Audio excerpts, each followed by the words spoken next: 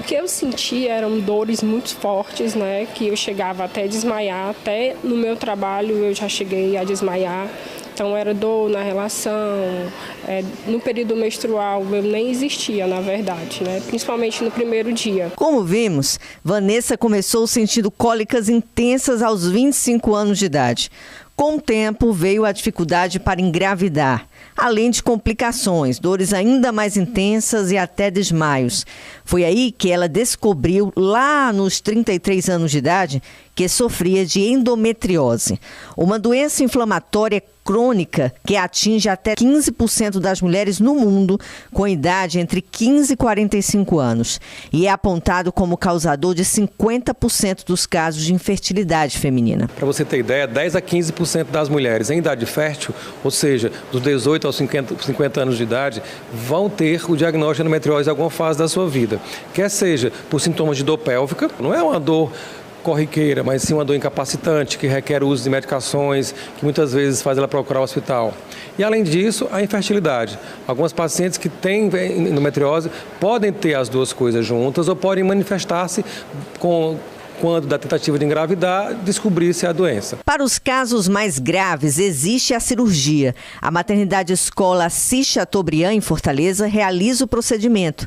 São operações minimamente invasivas. A gente caracteriza a cirurgia minimamente invasiva quando ela é feita tanto por laparoscopia quanto por estereoscopia, né? São procedimentos e vaginal, são procedimentos que têm pouca invasão, ou seja, pouco corte, né? Tem menos, fica menos tempo internado, então isso é uma cirurgia minimamente invasiva.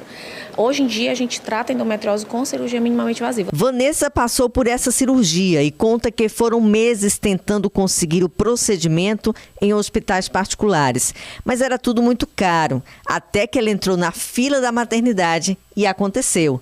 Deu certo. Eu consegui fazer a cirurgia, passei 7 dias internada. Esses 7 dias que eu passei internada, eu só estava na alimentação através do soro. Eu não podia ingerir nada, a não ser na veia, pela veia mesmo, o soro.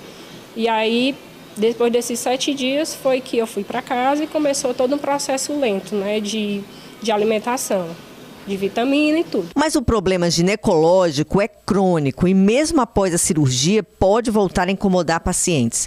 Por isso, as mulheres precisam continuar tomando cuidados e em medicação para evitar a menstruação, que é durante o ciclo que a endometriose se manifesta. Hoje a gente pactua com a paciente ao tratar a endometriose que a gente está lidando com uma doença que ela vai cuidar dela, tratar dela pelo resto da vida.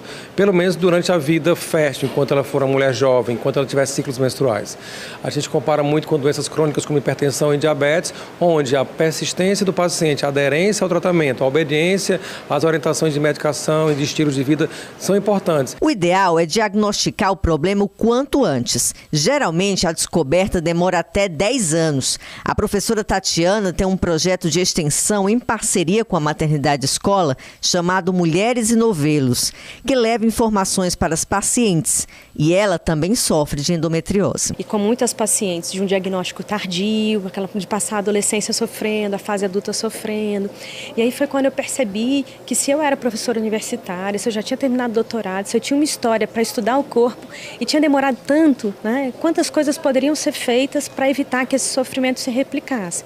Então, em 2013, eu publiquei um livro, Mulheres e Novelos, nesse convite a desentrelaçar, né, a endometriose e a questão da maternidade, porque um grande fantasma é a infertilidade. A Vanessa enfrentou uma longa batalha, do diagnóstico até o período pós-cirúrgico, mas conseguiu realizar o sonho da vida dela, que sempre foi o de ser mãe. Eu tinha muita fé e a coisa que eu mais queria na minha vida era ser mãe.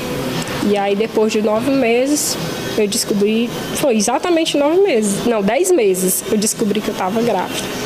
E aí foi a maior alegria da minha vida. Hoje é um ser que eu mais amo nessa vida.